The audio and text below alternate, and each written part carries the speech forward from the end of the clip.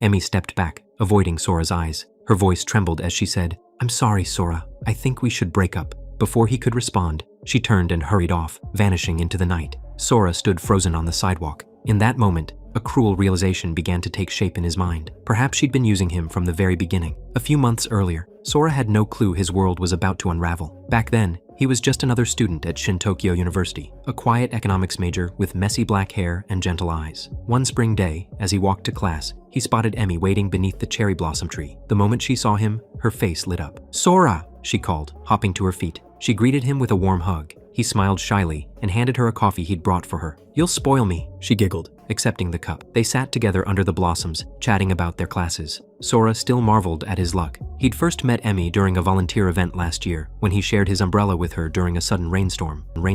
After that day, Emmy started dropping by the convenience store where he worked part-time. She would wait for his shift to end and then treat him to late-night ramen as a thank you. Those casual hangouts turned into regular dates, and soon they were inseparable. Emmy was creative and lively, a film club member with big dreams, and Sora adored listening to her excitement about movie projects. In return, she seemed genuinely interested in his life and passions, or so he thought. That spring morning, under the cherry trees, Emmy leaned comfortably against Sora's shoulder. A warning bell chimed from the literature building, signaling the start of class. Emmy jumped up. "Oh no, I'm going to be late." As they parted ways, Sora's phone buzzed with a notification. He stepped aside to check it. It was an email about one of his other responsibilities. In seconds, he typed out a discreet reply authorizing a large transaction. No one around would have guessed that the quiet 20-year-old tapping on his phone was secretly the CEO of a tech company. At 18, Sora had inherited a considerable fortune and a majority stake in a tech firm from his late father. But when he entered university, he made a choice to live as a normal student. Only a couple of family lawyers knew the full extent of his net worth. He intended to tell Emmy the truth eventually, when the time was right. For now, he was happy just being Sora, the guy Emmy cared for, not a walking bank account.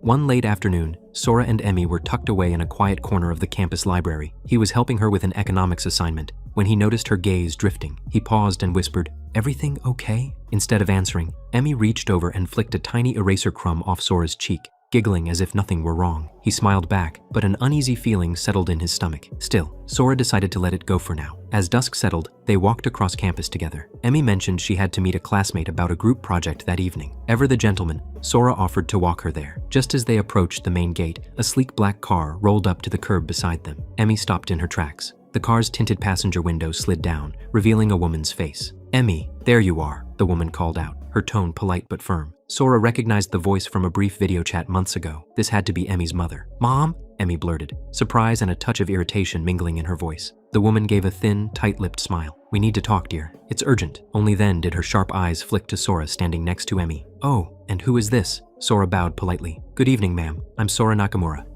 He's my classmate." Emmy cut in abruptly, forcing a laugh as she interrupted him. "He was just walking me out." Sora blinked, a little hurt and very confused. Why was she downplaying their relationship? Swallowing his questions, Sora mustered a polite smile. Emmy edged toward the car, clearly eager to end the encounter. "I'm sorry, Sora. I've got to go," she said hurriedly. Hidden from her mother's view, she gave his hand a quick squeeze, a silent apology. "I'll text you later." "Sure. See you later," Sora managed to reply as Emmy slipped into the car. He stood there by the gates as the black car pulled away, a heavy sense of unease gnawing at him. Why had she pretended I was just a classmate? That night, Sora walked home alone. Just before midnight, as he lay on his futon staring at the ceiling, his phone buzzed on the pillow beside him. It was a text from Emmy. "Sorry about earlier. Mom surprised me. Talk tomorrow? Sweet dream." He exhaled slowly, some of the tension easing from his chest. Final exams came and went, and the summer break loomed ahead. On the afternoon after his last exam, Sora hurried to their usual meeting spot beneath the campus's now lush green cherry trees. Sure enough, Emmy was there, sitting cross-legged on the grass and scrolling intently through her phone. Sora flopped down beside her with a grin.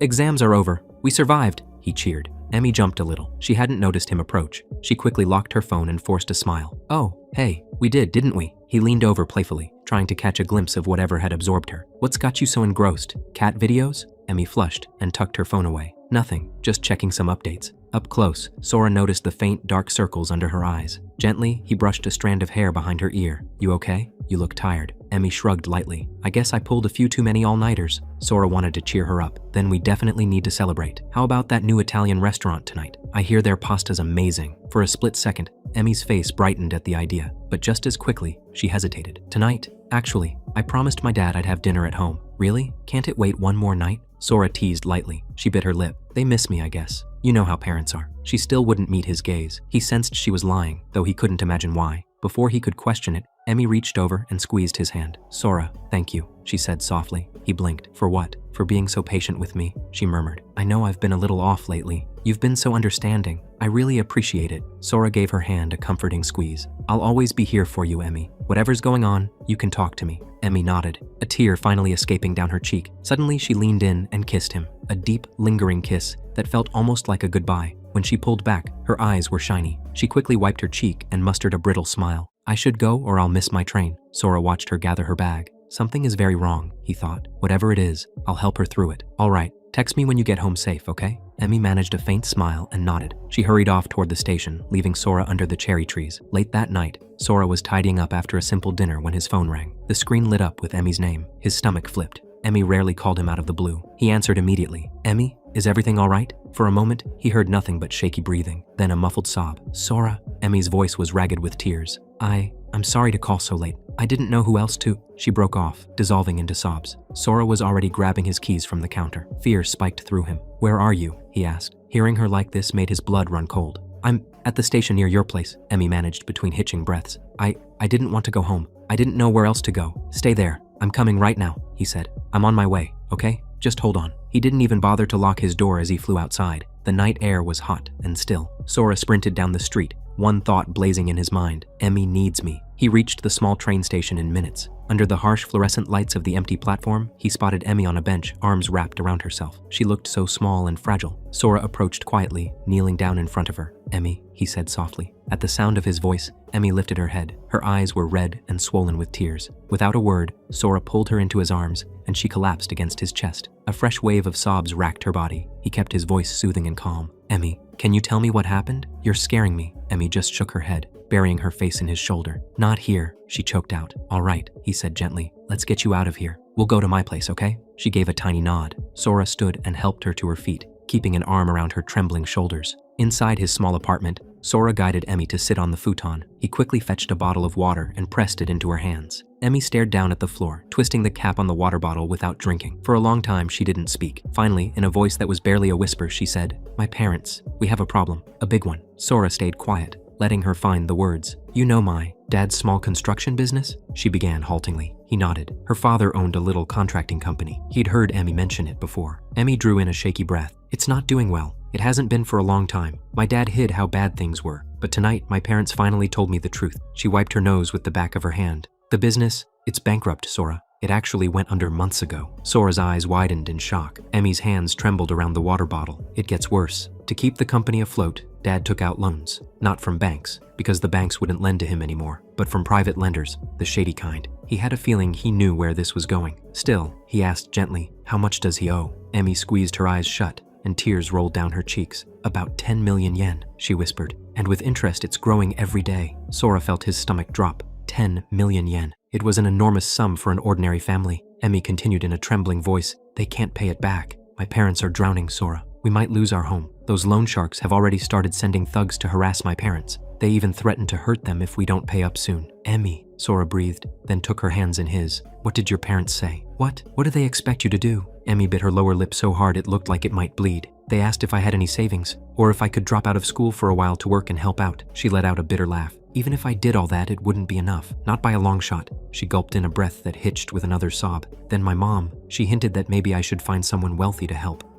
A marriage. Emmy spat the word like it was poison. Sora stiffened. His mind flashed back to the woman in the car and her evaluating stare. So that was why her mother had looked at him so strangely. The thought left a sour taste in his mouth. No parent should push their child into something like that. He squeezed Emmy's hands. His voice was quiet but firm. We'll find a way to fix this, Emmy. I promise. Emmy looked up at him, her eyes filled with despair. I was so angry when they told me, she confessed. I yelled at them that it wasn't my fault and ran out. I've never yelled at my parents like that. I feel awful, but I just couldn't handle it. Am I a terrible daughter? Hey, look at me, Sora said softly, cupping her cheek. You're not a terrible daughter. Anyone would be overwhelmed. He brushed away her tears with his thumb. We're going to figure this out together, okay? Emmy shook her head, despair weighing down her voice. It feels impossible, Sora. 10 million yen. How can we possibly? It's not impossible, Sora insisted. A new determination was already hardening inside him. I have connections, friends of my family. Maybe I can arrange a loan or at least negotiate with those lenders so your parents get more time. Emi's eyes widened, a spark of hope mingling with disbelief. You'd do that? For me? But I can't ask you. You're not asking. I'm offering, Sora said gently. He took a deep breath. He hadn't intended to reveal his feelings tonight of all nights, but seeing her like this swept away his hesitation. Emi, there's nothing I wouldn't do for you. I love you, Emi gasped softly. It was the first time either of them had said those words out loud. Then a sob of relief burst out of her. Sora, I love you too, she cried, throwing her arms around his neck. I was so scared to tell you all this. I thought you'd see me as broken or a burden. Never, he murmured into her hair. He held her close as she trembled against him. You and I are a team, baggage and all. We carry it together. They stayed like that for a long moment, clinging to each other. Sora's mind was already racing with plans. Only a couple of people know my financial status, he thought. I can pull the money. I'll save her family. It was past midnight by then, and Emi was utterly exhausted, physically and emotionally. When Sora gently offered to let her stay the night, she gave a meek nod, too drained to go back home to her parents' judgment. Sora set up the futon with fresh sheets and blankets. They lay down back to back at first, unsure of the new boundaries after the charged emotions of the night. But sometime after 2 a.m., Sora woke to find Emi had quietly shifted in her sleep. She was curled against him now, her head resting on his arm, and her face peaceful for the first time all evening. He gazed at her in the silver wash of moonlight through the window. In that quiet moment, he made a vow to himself. I'll protect her smile at all costs. By morning, Sora and Emi had a plan. She would return home and apologize to her parents for running out, and she'd assure them that help was on the way from an anonymous friend of a friend who wanted to help their family. Meanwhile, Sora would marshal whatever resources necessary to wipe out the debt entirely, as swiftly and secretly as possible. They parted with a gentle kiss and hopeful smiles. Sora watched Emi board the train back to her hometown, and the moment she was out of sight, he pulled out his phone and started making calls. True to his word, Sora moved fast. With the quiet assistance of his family lawyers, he liquidated some investments and gathered the 10 million yen in cash. By the next afternoon, he made the trip to Emi's town. In a humble, unmarked envelope, he handed Emi the full amount just outside her parents' home, insisting the benefactor wished to remain anonymous.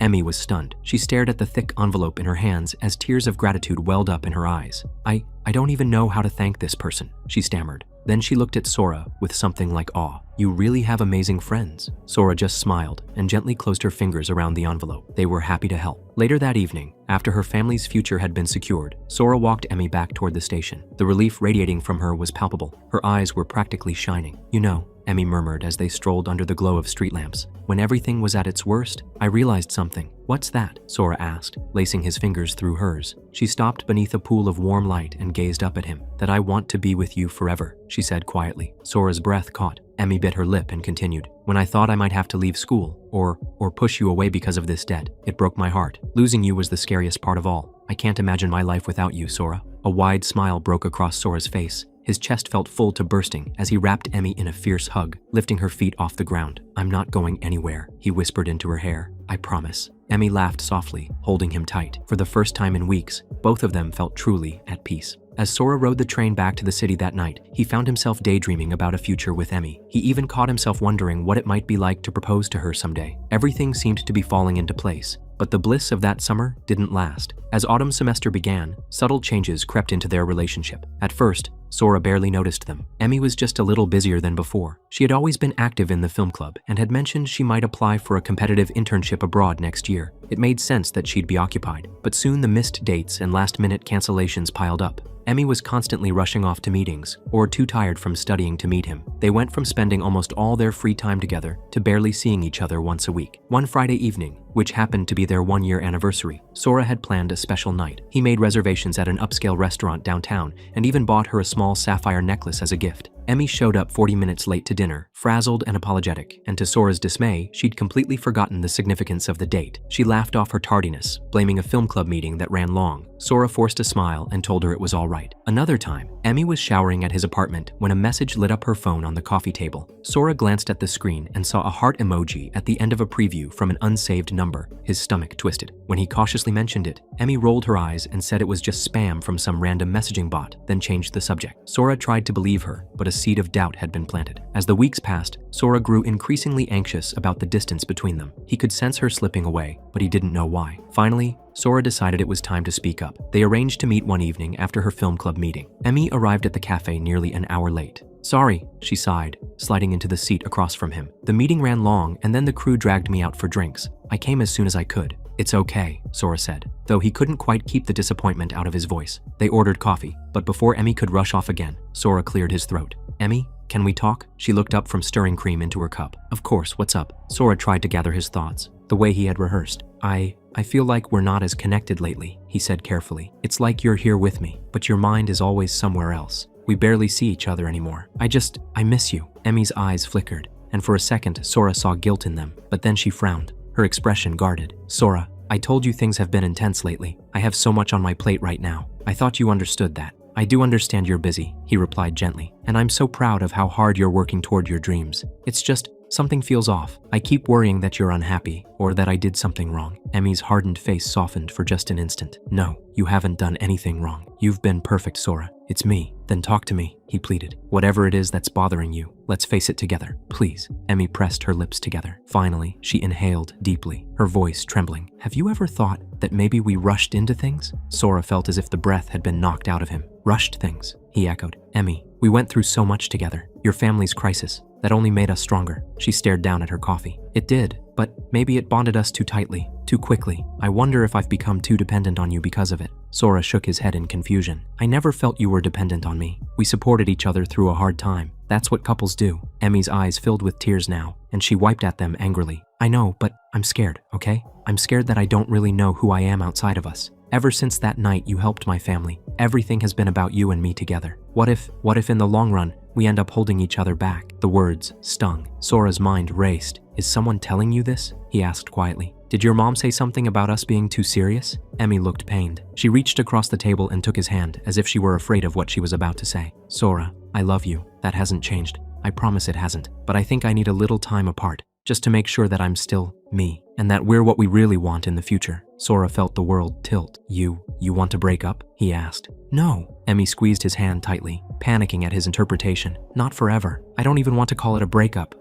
Maybe we need a break, a short break, a few weeks apart to think, to focus on ourselves for a bit. Sora's throat tightened with grief. A break? Emi rushed on, her words spilling out in a jumble. Just for a little while. Then over winter break we can, see how we feel. If we realize we truly want to be together, then great. We'll pick up right where we left off. And if not, she swallowed hard. Better to figure that out now than years down the line, right? Sora's eyes burned. He fought to keep his voice steady. Emi, this hurts. I don't want time apart. I'm committed to you. We can work through whatever this is together. Is it because I helped with your family's debt? Do you feel obligated or? No, it's nothing like that, Emi said quickly. I'm so grateful for what you did. This isn't about owing you or anything. It's just something I need to sort out in my head. I need to know who I am on my own, and maybe you need that too. Deep down, Sora sensed that her mind was already made up. If he pushed too hard now, he might lose her completely. Tears blurred his vision. He had to blink several times to clear them. How long do you think you need? He asked. Emi looked miserable seeing him in pain. She half rose as if she wanted to hug him, then stopped herself. Maybe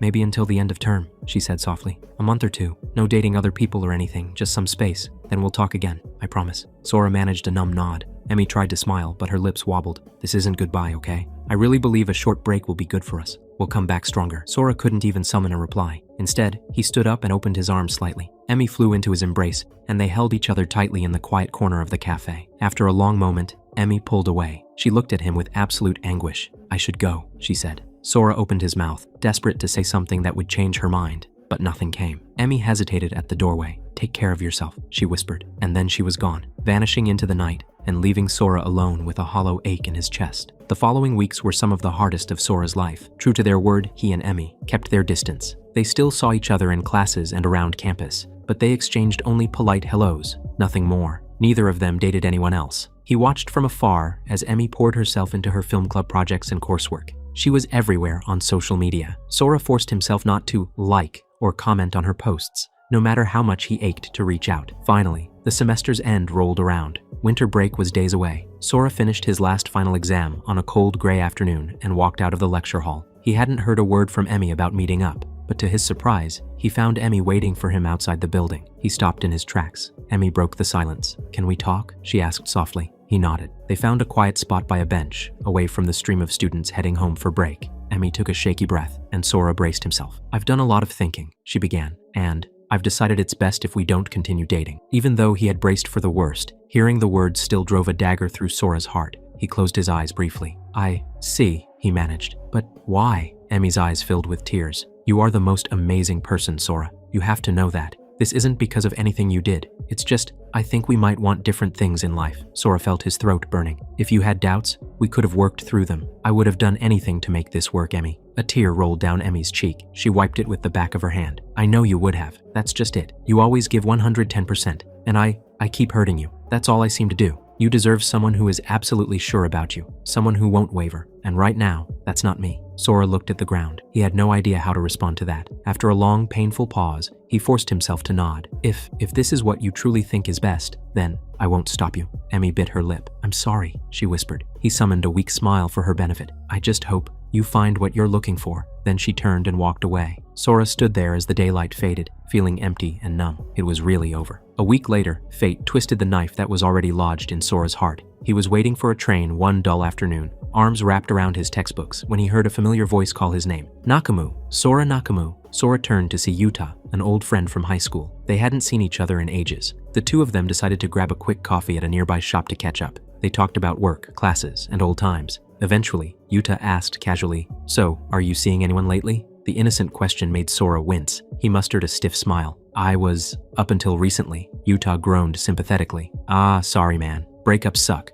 What happened? Sora shrugged, staring into his coffee. She, needed to focus on herself. I don't know. It's complicated. Yuta nodded. I get it. Mind if I ask, who was it? Maybe I know her. Sora hesitated, but there was no harm in telling. Her name's Emmy Tanaka. She's at my university, in the film club. The effect on Yuta was immediate. His eyes widened and he sat up straighter. Wait, Emmy Tanaka? Short, cute, shoulder-length hair? Sora's heart skipped. Yeah, you know her? Not directly, Yuta said carefully. But a guy in my department, Hiro. He dated an Emmy Tanaka last year. If it's the same girl, he rubbed the back of his neck, looking uncomfortable. Sora felt dread uncurling inside him. What happened with Hiro? Yuta frowned. He was a mess after she dumped him. I remember we all went out drinking to cheer him up and he kept ranting that she'd emptied his wallet. He said she cost him a fortune and that he was probably just one of many. Sora set his coffee cup down with a trembling hand. Cost him a fortune? You mean she took money from him? Yuta shrugged. I don't know the details. He was pretty tight-lipped, just bitter, but I got the sense he spent a lot of money on her and maybe lent her money too. He hinted that he wasn't the only guy she did that to. It was weird. A cold wave washed over Sora. He felt suddenly lightheaded.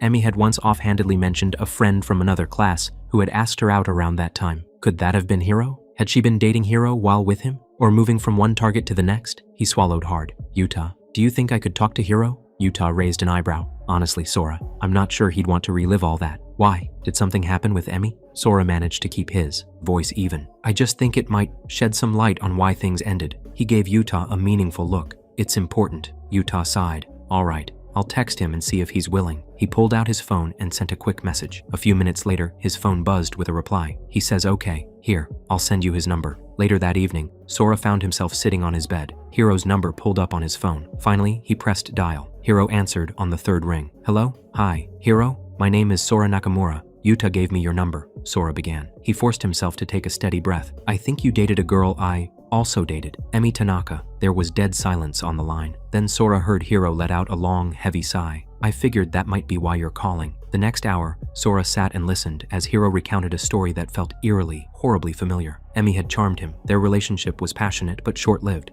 Then came the sob story, different in details. Hiro's family owned a restaurant that Emmy claimed she wanted to help, apparently. But with the same result, Hiro drained his savings to support her, and not long after, she distanced herself and broke it off. He never saw a yen of it again. Hiro's voice shook with residual anger as he told Sora about how he later learned he wasn't alone. Another guy, Daiichi, had paid for her expensive new camera and a study abroad trip that never happened. An older man, rumored to be a professor at her college, had been wrapped around her finger too, until his wife found out. By the time Sora hung up, his hands were ice cold and his shirt was damp with sweat. Emmy's tearful face flashed in his mind. The night she cried about her family dead in his arms, professing her love. That had felt so real, and maybe parts of it were. The debt itself was real, he reminded himself. He had met her parents, had seen the genuine desperation in her mother's eyes. Emmy hadn't concocted that from thin air. But had she leveraged that crisis to manipulate him? Had she seen an opportunity to solve her family's problem at the expense of his trust? Sora's stomach churned. Suddenly, every tender moment, every kiss, every I love you from Emmy felt tainted.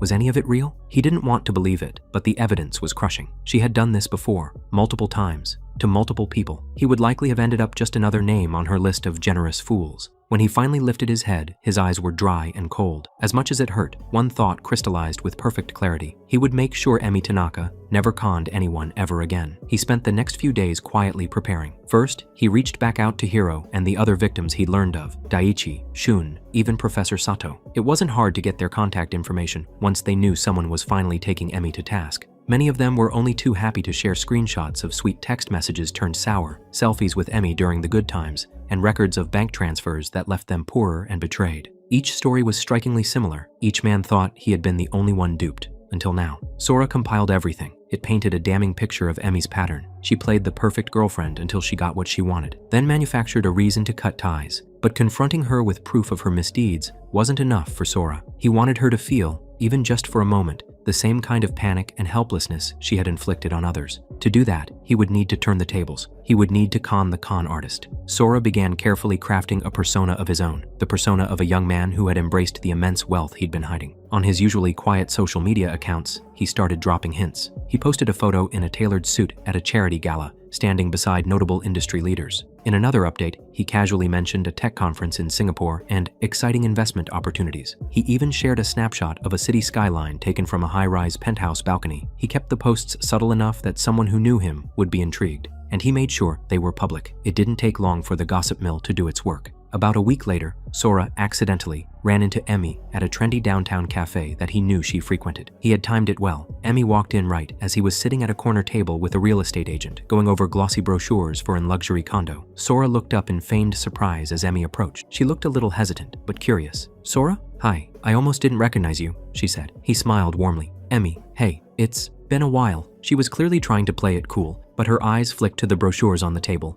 "Yeah, it has. How have you been?" "Oh, can't complain," Sora said breezily. He gestured to the realtor as if to explain. "I've been looking at some property investments lately. The market's really favorable right now." He caught Emi's gaze and gave a modest shrug. "Life's taken a few interesting turns." "I'll bet," Emi said. There was an avid, almost hungry look in her eyes that she tried to disguise as friendly interest. They chatted only briefly. Sora excused himself after a few minutes, saying he had an appointment to keep. That very evening, as he expected, Emi reached out for the first time in over a month. Sora's phone buzzed with a text from an unsaved number. "Hi Sora, it was really nice to see you today. Would you maybe want to catch up sometime?" He stared at the message, a storm of emotions swirling in his chest. Then he exhaled slowly and began to type back, "Hey Emi, it was great to see you too." And so, the trap was set. They met for coffee that week, just as friends. Sora played his part perfectly, slightly reserved, but ultimately forgiving, downplaying his recent successes, even as Emi kept steering the conversation toward them. Yes, the tech firm was doing surprisingly well. Yes, he had come into some money. He shrugged as if it were a trivial detail. No, he hadn't bought any fancy cars or mansions. He laughed and said he still preferred a simple life, though he was considering a nicer apartment. Emi listened eagerly. She apologized again for how things ended between them, gazing into her latte as she spoke. "I was in a bad place mentally," she said, voice tinged with regret. "I made so many mistakes, but I've been doing a lot of soul searching. I'm better now." Sora nodded sympathetically, even as her words made his skin crawl. "I'm glad to hear that." Over the next couple of weeks, they eased into a pattern of tentative friendship. They'd grab lunch on campus or chat after class. Emi seemed determined to prove she was a changed person. She'd bring him little treats, his favorite melon bread from the campus bakery. If they were with mutual friends, she was careful to mention how proud she was of him in that supportive tone that made it sound like they shared some special bond. It was a masterful performance, Sora had to admit. If he hadn't known better, he might have been moved by her apparent earnestness. She knew exactly how to tug at heartstrings, reminding him of inside jokes, bringing up old memories. One rainy afternoon, she showed up at his apartment door, slightly out of breath and holding a familiar navy blue umbrella. "You lent this to me a long time ago," Emi said with a timid smile. "Thought you might want it back." Sora recognized it at once. It was the umbrella he had given her at that very first meeting in the rain, now almost 2 years ago. Emi ducked her head, eyes soft. "I never did thank you properly for that night. You saved me from catching a cold. Then you listened to me ramble over ramen for hours. I knew then that you were someone special." He swallowed, unexpectedly struck by the memory of that night. How naive and hopeful he'd been. "We were both soaked and slurping noodles at midnight," he said, managing a chuckle. "Hardly a glamorous first date." "It was perfect," Emi said, and for a split second Sora saw real emotion in her eyes, perhaps even regret. She handed him the umbrella. "I held on to this. It reminded me of how kind you were." Sora felt a pang in his chest. Was she acting? Or was that a glimpse of the girl she might have been in another life? He couldn't tell anymore. By the third week, Emi finally let the facade of pure friendship slip. She invited Sora to a quiet picnic under the autumn-tinted cherry blossom trees, where they had spent so many happy moments. As the sun dipped low, painting the sky orange, Emmy took a deep breath and confessed what he knew was coming. "Losing you was the biggest mistake of my life," she said, voice quivering. "I thought I needed space, but all I found was that life felt wrong without you." Tears glistened in her eyes. Sora watched, marveling at how convincing she was. "I still love you, Sora," Emmy whispered. "Can you ever forgive me? Can we try again?" Sora looked at her, remembering how utterly broken he had felt just weeks ago because of this very girl. But as he gazed into her hopeful, pleading face, he also felt a stab of something like pity. He allowed himself a gentle smile. "I never wanted it to end," he said truthfully. "If you're sure this is what you want." "I'm sure," she affirmed, reaching for his hand. He squeezed her hand in return, sealing the lie. Then, "Yes, let's start. Over." Emmy let out a breath that was half sob, half laugh. She threw her arms around him and hugged him tight. "Thank you, Sora," she murmured into his shoulder. "I swear I'll make you happy. I'll never hurt you again." Sora closed his eyes, swallowing the bitterness that rose in his throat. "I missed you," he whispered, and it was not even a lie. He had missed her, missed the person he thought she was. They reconciled officially that day. Emmy proudly entwined her arm with his whenever they walked together on campus after that, as if to declare to the world, and perhaps to any other suitors, that Sora Nakamura was hers again. A week later, Sora set the final stage of his plan into motion. One evening, he called Emmy sounding flustered and anxious. He explained that he was in the midst of a crucial deal for his tech company, a deal that could fall apart without an immediate infusion of cash. He named the sum needed, 10 million yen. Emmy didn't hesitate. Of course she would help. She had some savings, and she could ask her parents, maybe even take a small loan, whatever it took. Sora apologetically insisted he'd pay her back as soon as his funds were liquid, likely in just a few weeks. He hated to ask her, but she was the only one he could trust. By the next day, Emmy had transferred him the full amount. Sora was mildly impressed. He wondered how she'd scraped it together so fast. It didn't matter. The money arrived in his account. He thanked her profusely, lavishing her with gratitude and relief. Emmy basked in it, assuring him it was no trouble at all. Over the following couple of weeks, Sora made up a few more urgent expenses. Each time, he was embarrassed, apologetic, assuring her that this was absolutely the last hurdle. And each time, Emmy gave him what he asked for, sometimes $1 million or $2 million, once $5 million, until one day she confessed with a nervous laugh that her accounts were pretty much drained. Sora feigned concern and suggested maybe they postpone one particular payment deadline, but Emmy wouldn't hear of it. She insisted she could handle it. In the end, she secretly took out a personal loan to cover the final transfer he requested. On the evening she sent that last large sum, Emmy sat alone in her room, bank website open on her laptop. Her hands trembled slightly as she clicked the confirm transfer button. She stared at the nearly zero balance in her own account and the looming loan repayment schedule that would start coming due next month. A trickle of doubt seeped into her mind. Why hasn't Sora paid me back yet? He promised once the deal closed. Then she shook her head fiercely and shut her laptop. She thought of the elegant gala photos of Sora,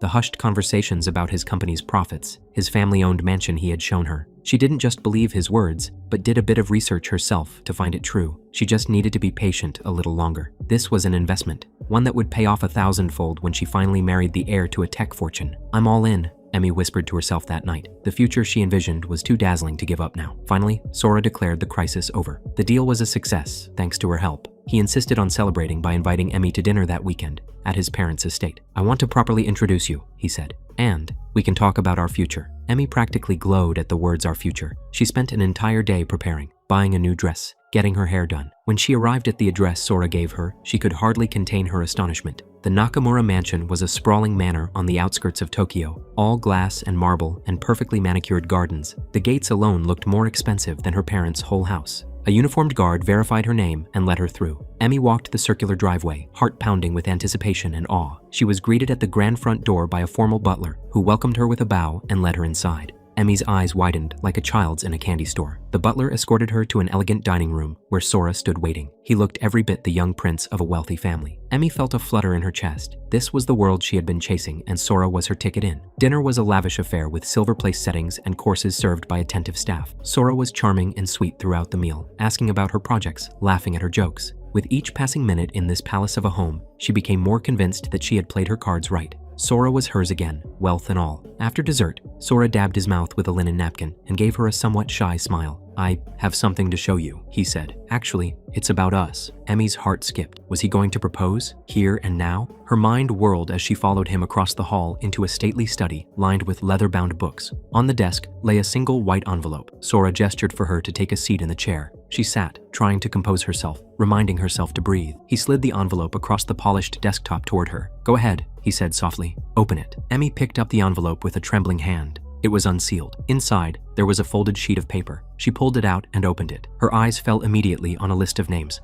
At the top of the list was Hiro, 3 million yen. Below that, Daiichi, yen, 2.5 million yen. There were others, and at the very bottom, her gaze snagged on Sora, 10 million yen. Emi's blood turned to ice. She looked up at Sora, mouth open, but no sound came out. Sora's expression had changed. The gentle warmth was gone from his eyes, replaced by a glint as hard as steel. He spoke quietly, enunciating each word. That is a record of how I distributed the funds you provided, Emi. She stared at him in disbelief, heart thundering in her chest. Distributed? What do you mean? I mean, Sora said, his voice sharpening, that I took all the money you gave me and paid off some outstanding debts. Specifically, your debts. To all the people on that list. Emi felt like the floor was pitching beneath her. What are you talking about? I don't owe anything to... Her protest died as Sora took out his phone and, with a swipe, brought up a series of photos. He placed the phone in front of her. Emi's heart nearly stopped. The first photo showed her, smiling brightly on a park bench, cuddled up next to Hiro. She remembered that day. Hiro had his arm around her, and she was holding a gift box he'd given her. The next photo was of Emi and Daiichi in a karaoke booth, Emi planting a kiss on his cheek while flashing a V sign at the camera. And then, there was a photo of Emi leaning over a desk, smiling flirtatiously at a middle-aged man in glasses, Professor Sato, from her own university. Emi's hand flew to her mouth.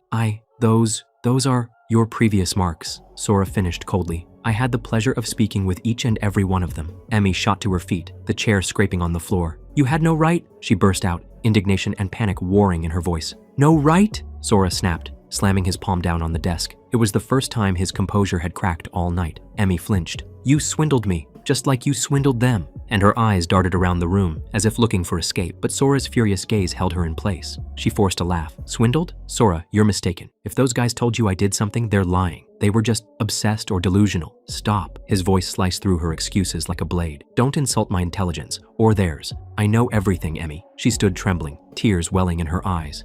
I can explain, she stammered desperately. My family, you know what I was going through. Maybe I accepted help from a few people, but I never meant to hurt anyone? Sora interjected. Spare me. You strung each of those men along, made them think you loved them, and then disappeared once you got what you wanted. Emi shook her head wildly, tears spilling now. It wasn't like that. Not with you. You have to believe me, Sora. What we had was different. Sora scoffed, coming around the desk. He moved with a predatory calm that made Emi step back. Different? How? Because I actually had more money to give you. Emi's back hit the tall bookshelves behind her. I loved you, she insisted in a broken voice. I did. I do. You have a twisted way of showing it, he said. His tone was almost conversational now, which somehow frightened her even more. Emi wiped her face, mascara smearing. She tried a different tactic, the one that had worked on so many men before. With a shuddering sigh, she softened her expression into one of remorseful sincerity. You're right, she said quietly. I did use those guys. I was desperate and scared, and I made terrible choices. But with you, it started off real. It was real. She stepped forward hesitantly, reaching out to gently touch Sora's arm. Maybe at some point I got scared of how serious we were, and I ran, but when I saw you again, I knew I never stopped loving you. Sora looked down at the hand she'd laid on his sleeve. For a moment, Emi thought she saw a flicker of the old tenderness in his eyes. Then, very deliberately, he pried her fingers off and stepped away. No, Emi. That single rejection shattered her composure. Please, she cried, grabbing for his hand. Please, I'm begging you. I can fix this. We can fix this. Together. We can forget all of this ever happened. I'll be the girlfriend you deserve, I swear. No more lies. Sora pulled his hand free and turned his back to her. Emi, this entire reconciliation has been a lie, he said, voice steeped in disappointment. One that I engineered. She stared at the back of his head, not comprehending. He glanced over his shoulder. Did you really think I suddenly became a careless, filthy rich overnight? That I'd fumble around asking you for money if I had so many resources at my disposal? The truth crashed down on Emi with sickening clarity. He had played her. Sora turned fully to face her again. There was a profound sadness in his eyes now, beneath the anger. I loved you, Emi, he said softly. Truly. But you broke my heart and my trust. I had to make sure you couldn't hurt me or anyone again. Emi sank to her knees, all strength gone. She was openly sobbing now, hands clasped in front of her as if in prayer. I'm sorry. I'm so sorry, Sora. I never wanted to hurt you. He watched her coldly. And the others? Did you never want to hurt them too? She had no answer. What could she say? That they hadn't mattered? None of it would redeem her now. After a long, thick silence, Sora stepped forward and crouched down so he was at eye level with her. Emi felt her heart lurch, foolishly hoping he might comfort her, but his expression was as distant as a stranger's. All the money you took, the money you thought you were investing in our future, is gone, he said evenly. Your debt with those men is clean now. Emi's shoulders shook. Debt? It felt like a cruel joke. She was in debt again herself now, worse off than ever. What am I going to do? She whispered. That's not my concern, he replied. Once, I gave you my heart. Now, I wouldn't trust you with spare change. However, I will give you a bit of advice, Emmy, for old time's sake." She peered up at him, defeated and broken. "The life you're living, built on lies and manipulation, leads nowhere good," Sora said, almost gently. "Maybe losing everything this time will finally make you realize that." He motioned toward the list still lying on the desk. "You might want to try being a decent person from now on, because the person you're left alone with," he pointed at her, "is you, and that should be scarier than any threat." Emmy's face crumpled. She bent forward, pressing her forehead to the carpet, sobbing incoherently. She kept repeating, "I'm sorry," and "please," in a voice that cracked into nothing. Sora quietly walked to the door and opened it. The maid, who must have been waiting discreetly nearby, appeared instantly. "Sakura," Sora said calmly, "please escort Miss Tanaka out. See that she gets home safely." The maid nodded solemnly. He extended a hand to help Emmy up. She was too weak and distraught to resist. As she was gently guided past Sora, Emmy lifted her blotched, tear-streaked face to him one last time. "Sora," she breathed. She looked utterly lost, a far cry from the confident, bright girl. I really did love you," she began, but Sora turned away, unable to look at her any longer. "Goodbye, Emmy," he said quietly. Emmy opened her mouth as if to say more, but no words came. The maid led her out, her hand firm on her shoulder. Silence fell in the study. Sora remained standing there. The weight of betrayal and heartbreak had been heavy, but now it was lifted. For now, he would focus on himself, just as Emmy had so ironically suggested.